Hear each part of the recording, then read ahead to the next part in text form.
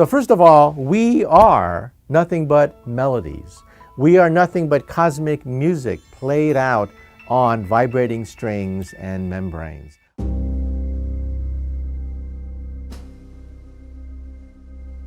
The latest version of string theory is called M theory, M for membrane. So we now realize that strings can coexist with membranes. So the subatomic particles we see in nature, the quarks, the electrons, are nothing but musical notes on a tiny vibrating string. What is physics? Physics is nothing but the laws of harmony that you can write on vibrating strings. What is chemistry? Chemistry is nothing but the melodies you can play on interacting vibrating strings. What is the universe? The universe is a symphony of vibrating strings. And then what is the mind of God that Albert Einstein eloquently wrote about for the last 30 years of his life? We now, for the first time in history, have a candidate for the mind of God. It is cosmic music resonating through 11-dimensional hyperspace. So first of all, we are nothing but melodies. We are nothing but cosmic music played out on vibrating strings and membranes, obeying the laws of physics, which is nothing but the laws of harmony of vibrating strings.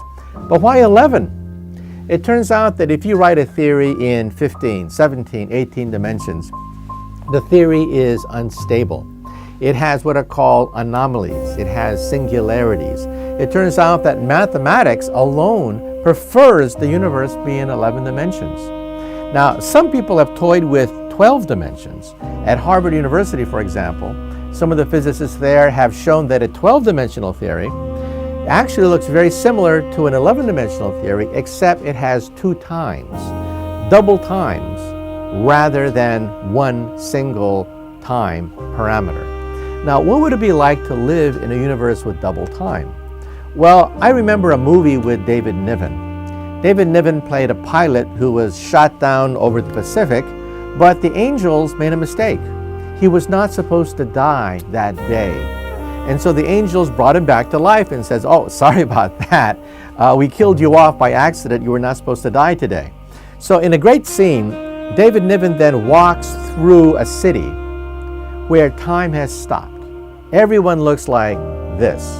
And there's David Niven just wandering around, looking at all these people. That's a world with double time. David Niven has one clock, but everyone else has a separate clock, and these 2 clocks are perpendicular to each other. So if there's a double time universe, you could walk right into a room, see people frozen in time, while you beat to a different clock. That's a double time universe.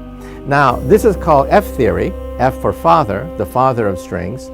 It's not known whether F theory will survive or not. However, M theory in 11 dimension is the mother of all strings, and that theory works perfectly fine.